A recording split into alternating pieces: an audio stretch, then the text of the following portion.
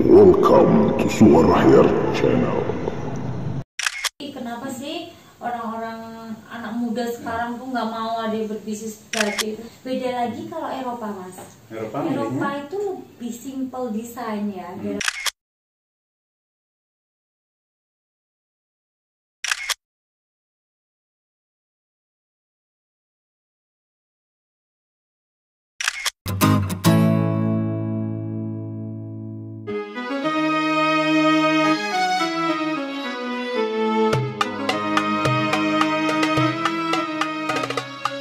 Assalamualaikum warahmatullahi wabarakatuh. Kembali bertemu dengan saya Ayaren Permana di Suarahya, dan melihat situasi saat ini pasti kita ada di ruang tamu.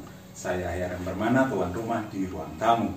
Di sini akan selalu hadir tamu-tamu saya, pasti tamu-tamu istimewa, untuk berbagi tentang berbagai hal, tentang aktivitas mereka, tentang pemikiran mereka, dan juga barangkali tentang ide-ide yang bisa kita manfaatkan bersama. Terima kasih buat Anda yang sudah subscribe, untuk Anda yang sudah like, komen, atau memberikan semua masukan yang bisa membuat konten ini menjadi semakin baik dan semakin baik. Nah, kali ini sudah hadir tamu saya yang istimewa. Dia berasal dari wilayah yang sama dengan saya, dari Pati. Lahir dari universitas yang sama, Universitas Negeri Semarang, tapi sekarang sedang merangkak naik menjadi seseorang yang berprestasi. Namanya Irma Susanti. Apa kabar, Irma? Alhamdulillah baik, Mas. Luar biasa hari ini diundang sama Mas seniman yang sejati. Selamat sudah jadi magister manajemen. Terima kasih. Pencapaian yang luar biasa. Kapan-kapan perlu dibagi itu apa yang ada di proses penelitian, hasil belajar di Undip ya? Ya, magister manajemen Undip. Oke. Saat ini kita akan ngobrol soal pandemi COVID-19. Itu pasti persoalan yang bikin repot banyak orang, termasuk saya kira Irma dan bisnisnya ya. Irma ini CEO Identik. Kalau Anda tahu Identik, itu batik tulis yang keren banget. Nanti saya akan cantumkan, kalau boleh nih, saya akan cantumkan IG-nya. Bagaimana Irma? Pandemi COVID-19 berpengaruh pada bisnis? Ya, sangat berpengaruh banget, Mas. Di kondisi COVID kayak gini tuh banyak ya, selain apa ya, membawa rezeki, selain itu juga apa ya, banyak beberapa ada kendala di khususnya bisnis batik ya. Karena yang pertama, untuk kita berbicara kendala-kendalanya tentunya banyak banget. Contoh kayak di ekspor, kita kena lockdown, ya, harus berhenti semua gitu ya? Betul sekali. Jadi untuk ekspor kita itu lagi lockdown, kita nggak bisa untuk kirim barang ke luar negeri, terutama banyak permintaan juga. Mulai kapan kirim barang Irma ke luar negeri nggak bisa sama sekali? Semenjak awal-awal COVID masih bisa ya, 1 bulan COVID itu udah mulai, karena awal-awal COVID tuh belum begitu banyak yang istilahnya udah kayak terkuak gitu, atau teridentifikasi bahwa itu COVID segala macam, masih pemerintah masih ini. Nah, semenjak sebulan setelah COVID itu kita benar-benar lockdown dan nggak bisa kirim barang ke luar negeri gitu. Sebelum COVID, itu pengiriman batik Identik kemana biasanya? Kita ada ke Jepang, ke England, ke Singapura, ke Inggris itu malah permintaannya banyak banget. Terus di Eropa, Madrid, Spanyol, terusan Roma, Itali, itu juga, terus ke Paris, pusat fashion dunia, itu juga banyak banget peminat batik khususnya ya, karena di Paris sendiri itu pusat fashion di galeri artnya sana itu kan lebih ke pusat fashion, ibaratnya fashion design in the world, istilahnya ada museum fashionnya juga. Nah, di situ tuh ternyata banyak orang-orang Indonesia yang married sama orang Paris. Itu banyak sekali yang mereka kerja di pemerintahan di Paris sana, Prancis. Nah itu sehari-harinya mereka udah bangga pakai batik seperti batik itu. Jenis apa, model apa, motif apa yang disukai orang-orang itu? Kalau khususnya di pasar internasional, apalagi untuk ekspor itu motif-motif tertentu. Contoh kalau diminati di Jepang. Nah kalau di Jepang beda nih, di Jepang, di Prancis beda-beda. Iya, beda-beda. Jadi setiap daerah kita harus mempelajari sebelum produk UMKM atau produk-produk kita itu bisa diterima oleh international market. Itu harus kita belajar budaya. Kita tidak lepas dari budaya, Mas Arya. Nah budaya itu di sana tuh kita pelajarin motif apa dan budayanya apa, sukanya warna apa, yang cerah atau yang soft. Seperti contoh kayak di Jepang. Di Jepang sendiri itu justru yang bahan yang dibuat kimono, batik yang buat upacara adat, yang upacara-upacara besar itu paling termahal itu terbuat dari batik bahan sutra batik tulis dari Indonesia. Sutra batik tulis Indonesia. Itu bisa mencapai berapa ratus yen, berapa ibaratnya kalau dirupiahkan tuh bisa sampai 150 juta.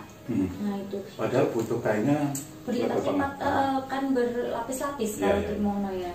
Nah terus budayanya sana kan ada beberapa musim juga. Nah saat musim semi mereka suka warna yang agak sedikit soft ke cerah kayak orange, kayak yang menyesuaikan ya. Jadi kapan musim ada di sana kita harus menyesuaikan batik yang harus dikirim gitu. Iya betul. Terus kayak seperti daun-daunan lebih suka ke alami. Jadi motif flora gitu. Iya flora kayak bunga, terus motif-motif kembang, motif-motif daun. Nah itu disukai sama orang-orang Jepang. Beda lagi kalau Eropa, Mas. Eropa itu lebih simple design ya. Dalam arti emang basically tetap black. Karena di sana lebih sering musim dingin juga. Nah itu kalau itu lebih motifnya lebih sedikit seperti itu. Motif sedikit, warna nggak colorful gitu? Ya colorful akan tetapi nggak mau rame orang-orang itu. Jadi kecuali kalau pas musim panas itu orang kita yang suka rame itu ya? Iya, rame banget. Seperti itu, Mas. Oke, kalau sudah menyesuaikan, mulai merintis bisa ketemu pasar Eropa, pasar Perancis, pasar Jepang, itu bagaimana? Nah, jadi awal dulu kan saya dari antropologi ya. Jadi emang pelajarannya sehari-hari ya human and society and culture-nya. Antropologi Indonesia. Iya, betul. Ini mahasiswanya Bu Marhaini. Bu Heni. Ya. Prof Heni sekarang sudah Prof Marhaini Tripujastuti. Iya. Kapan-kapan hadir di sini. Ya, beliau luar biasa. Nah, orang awas lu. Nah, iya Mas. Jadi untuk antropologi, sosiologi itu sangat berguna dan memang basically untuk modal hidup atau untuk praktek hidup kita. Bagaimana menerapkan ilmu sosiologi, antropologi ke batik? Ke bisnis ya. Nah, jadi intinya gini, kalau antropologi sendiri dan sosiologi itu kan lebih kajiannya lebih ke interaksi sosial. Interaksi manusia gitu. Iya, interaksi. Jadi dalam satu bisnis itu pentingnya komunikasi itu di interaksi sosial tadi, Mas. Nah, itu punya jejaring sosial. Nah, itu semua itu mata kuliah waktu aku S1 dulu. Seperti itu. Ada gunanya iya. jadi. Terus selain itu kita harus belajar ekologi. Ekologi itu bagaimana musim, bagaimana istilahnya geografis juga. Jadi kita pahami penduduk yang mau menjadi target market kita seperti itu. Apalagi batik ya, batik tuh kesan mindset orang-orang tuh kuno, jadi lawas gitu ya. Akan tetapi tua gitu ya. Nah ini mulai awal cerita merintis batik sendiri tuh saya itu pribadi dalam hati itu saat batik diklaim oleh negara tetangga ataupun siapapun itu ya, karena heritage-nya Indonesia adalah batik tulis ya. Nah di sini tuh aku nggak terima gitu, kenapa sih orang-orang anak muda sekarang tuh nggak mau ada berbisnis batik, itu rata-rata orang yang udah masalahnya khawatir dengan kebetulan daster. Justru itu, apalagi di musim pandemi kayak gini Mas, aduh. Mau betulan apapun mestinya jadi serius gitu ya. Betul. Nah dari situ saya terus akhirnya mengembangkan usaha yang batik tulis itu. Jadi benar-benar bagaimana mempengaruhi orang lain untuk bermindset atau berpikir bahwa oh era milenial ini harus bangga pakai batik. Nah dari diri kita sendiri dulu baru ke bangsa lain. Oke, sudah menerapkan ilmu yang didapat dari bangku kuliah, kemudian untuk berbisnis. Saya perlu balik lagi tadi soal bagaimana kendala yang dialami di era pandemi COVID-19. Kalau ini tadi kan ada kaitannya menjual keluar, kerepotan. Soal produksi, ada kendala tidak terkait dengan pandemi COVID? Iya, pastinya berbagai macam kendala, susah yang nyambut gawe ya, bahasa Jawa. Nah, jadi kayak misalkan kita terkendala oleh supplier kayak bahan bakunya kayak lilin, terus bahan yang mori yang kita pakai. Kain didapat dari Indonesia atau? Sebagian impor? Ada yang impor, ada yang dari Indonesia sendiri, ada yang lokal. Nah, yang impor itu ya kita kesusahannya untuk impor barang tersebut. Selain itu juga kayak supplier istilahnya kita warna, kadang kan nggak semua warna batik itu minta yang natural atau warna alam. Ada yang memang bahan kimiawi dan itu juga butuh kerjasama antara pengrajin sama untuk supplier untuk pewarna tersebut, Mas. Nah sebenarnya di era pandemi COVID ini itu tuh sebenarnya banyak kendala dalam bisnis juga, tapi tetapi banyak peluang bisnis kalau orang bisa mempelajari di era ini. Menarik, ketika banyak orang pandemi COVID itu merepotkan, kita harus berhenti, kita harus lockdown banyak hal. Ternyata sebetulnya ada peluang. Apakah peluang itu? Irma harus punya tanggung jawab untuk menjelaskan. Apa kira-kira peluang yang masih mungkin, terutama berkaitan dengan bisnis batik? Banyak banget peluang bisnis yang bisa kita lakukan. Tetap kita dengan adanya pandemi COVID-19 ini kita banyak yang yang terpuruk dalam bisnis dan sebagainya. Nah, kita nggak boleh berhenti berkarya. Itu seniman, ya kan. Apapun mau dibeli mau enggak harus tetap berkarya. Nah, di sini tuh peluang bisnis yang banyak sekali. Contoh ya, kita bisa ada visi misinya di dalam identik sendiri. Jadi ekonomi kerakyatan ini kita utamakan. Nah, selain itu contoh peluang-peluang bisnis nih ya teman-teman, peluang bisnis yang bisa kita tangkap sebenarnya, contoh kayak kita bikin masker batik. Masker batik ini tuh kita kasih kerjaan tetangga, Mas. Jadi tetangga setempat untuk jahitin masker-masker sisa perca yang dari bahkan misalkan kayak meja sisa potongan, nah kita bisa bikin masker yang bagus untuk bisa dipakai lagi. Terus selain itu kita harus menyesuaikan kalau di bidang fashion nih ya, kita harus menyesuaikan fashion apapun, nggak cuman batik nih. Jadi kita harus menyesuaikan apa yang dibutuhkan customer kita di kondisi COVID ini kan orang stay at home ya, sering di rumah ya. Nah, kita ya bikinin daster, tidur terbuat dari batik, terus kepilihan keren juga. Nah, kita di depan suami ya kan, di depan suami, di depan istri ya kita tetap keren loh ya, masa di rumah. Terus bikin sarung batik kan buat santai di rumah, hijab batik yang adem tinggal diselempang. Nah, seperti itu tuh sebenarnya peluang bisnis, Mas. Terus ini juga bisa dijual kembali, bisa didonasikan, bisa bermanfaat tetap. Nah, selain itu sebenarnya peluang-peluang bisnis contoh kayak ya lewat online ya, kita memanfaatkan teknologi yang ada. Kita memanfaatkan teknologi yang ada, internet, sosmed, daripada untuk selfie diri sendiri ya kan. Selfie boleh. Boleh. Tapi kan IG-nya selfie kok di sini. Pengen tahu IG Irma? Boleh nanti kalau boleh dipasang. Boleh banget. Irma_identik, saya aja Irma identik pasti ketemu ya. Nah, terus selain itu peluang-peluang bisnis misalnya nggak hanya di bidang fashion batik aja, kan, tetapi di misalkan kayak makanan, di minuman, apapun itu bisa di kebutuhan.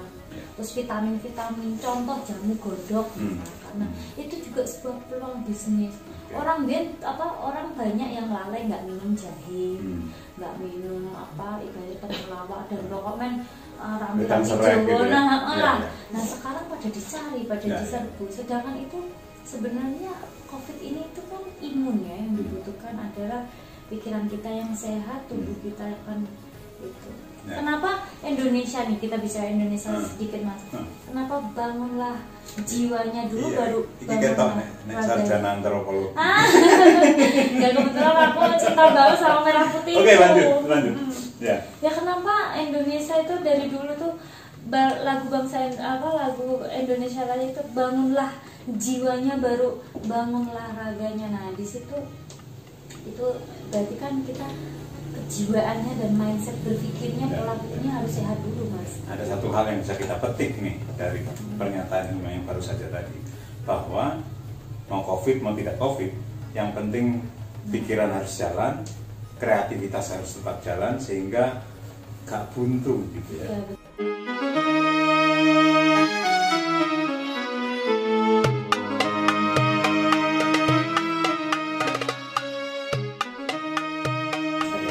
Terima kasih Irma atas kehadirannya. Terima kasih untuk Anda semuanya. Mudah-mudahan ada banyak hal yang bisa kita petik dari perbincangan dengan Irma Susanti, CEO PT Identik Pratama Indonesia. Kita bertemu pada kesempatan yang lain, tentu saja masih di Ruang Tamu yang tayang di Suara Ahyar. Bisa Anda cek di YouTube, bisa di IG Ahyar Permana, bisa juga Anda dengarkan di Spotify jika Anda lebih suka untuk format audio. Dan akhirnya, Assalamualaikum warahmatullahi wabarakatuh. Saya Ahyar Permana. Yuk berbagi cahaya.